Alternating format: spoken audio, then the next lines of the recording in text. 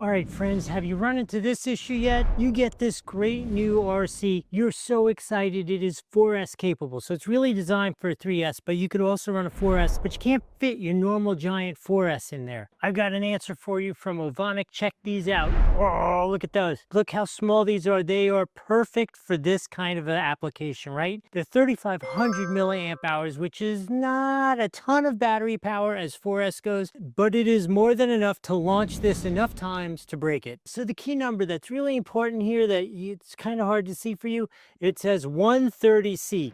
What does that mean? That means these things amount to huge carburetors, dumping a ton of air and gas into your motor, launching it instant, incredible throttle response. That's what that means to you. So with that 130C 4S power, when you hit the throttle, this thing's going to be wheeling and it is going to be gone, baby. So freaking cool. Tons of power instantly available to you in a ridiculously small form and function. These things are really cool. If you want to get these for your cool RC and enjoy giggling in 4S power in a format that's really typically designed for 3S, there's a link here on the screen or down below. Listen, I am not sponsored. I had to go buy these myself so I could test this thing in 4S power, and nothing else was fitting for me. So you should go get these for yourself.